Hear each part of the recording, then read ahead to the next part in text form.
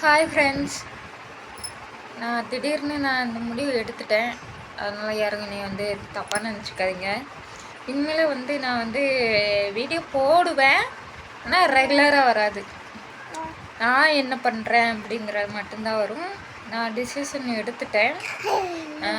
நீங்கள் சொல்கிறீங்க, எல்லாம் நேரில் பார்த்த மாதிரி நல்லாவே சொல்கிறீங்க. நீ நடிக்கிற, வாங்குற, சமைக்க மாட்ட, நாங்கள் தான் சமைச்சு கொடுத்துட்ருக்கோம் அப்படிலாம் நீங்கள் சொல்லிட்டீங்க. சரி, கேட்டு எனக்கும் அழுத்து போச்சு. இனிமேல் நான் கேட்கறதுக்கு விரும்பலை. நான் வெளியே வேலைக்கு போக போகிறேன். பாப்பா அவங்க அப்பாக்கிட்ட, அவங்க அப்பா நல்லவர் தானே, அவங்க அப்பா நல்லவர் தானே, அவர் தானே பெற்றார் இல்லையா, அவரோட குழந்தை தானே இது. அவங்க அப்பா ரொம்ப நல்லவருங்க, நல்லவருக்கே நல்லவர் அவர் தான். சரியா, அவர்கிட்ட நான் அதாவது என் குழந்தையாகிய வர்ஷாவை விட்டு வேலைக்கு போகிறேன். ஆனால் எதுவும் எனக்கு இல்லை, நான் அவளுக்கு இல்லைன்னு நான் சொல்லிட மாட்டேன். நான் சம்பாதிக்கிறதோ இல்லை யூடியூப்பில் வர்ற வருமானமோ, யூடியூப்பில் வீடியோ வரும், நான் என்ன பண்ணுறேன், எங்கே இருக்கேன் அப்படிங்கிறது வரும்.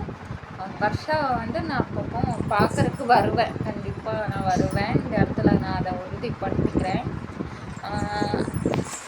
ஏன்னா என்னை எல்லோரும் கேவலமாக பேசுகிறாங்க. சில தற்கூறிங்க கேவலமாக பேசுகிறாங்க. நீ வீடியோ போடுறவ தானே, உனக்கு எதுக்கு இது வருது, உனக்கு எதுக்கு அதெல்லாம் வரையக்கூடாது, உனக்கு எனக்கும் வரும், எல்லாருக்கும் வரும். என்ன உங்களுக்கு மட்டும்தான் குத்துனா ரத்தம் வருமா? இல்லை, எல்லாருக்கும் குத்துனா ரத்தம் தான் வரும். பின்ன தக்காளி சட்னியாக வரும். வேலைக்கு போயிட்டு அதுக்கப்புறம் உங்களெல்லாம் பார்த்துக்கிறேன். அதுக்குன்னு நான் என் பிள்ளைய நான் விட்டுருவேன், நான் விட மாட்டேன். அது என்னைக்காக இருந்தாலும் அவள் என் குழந்தை தான். அவளுக்கு நான் சேர்க்க வேண்டியதை நான் சேர்த்து வச்சுட்டே வருவேன்.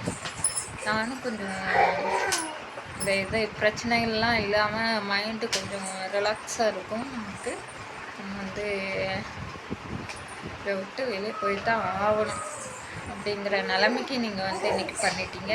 இருந்தாலும் பரவாயில்ல, இதெல்லாம் நல்லதுக்கே. இந்த வீடியோ மூலிமா நான் எங்கள் அப்பா அம்மாக்கிட்டேயும் நான் சொல்லிக்கிறேன். நான் பாப்பா விட்டுட்டு போகிறேம்மா, என்னை தப்பாக நினச்சிக்காதீங்க.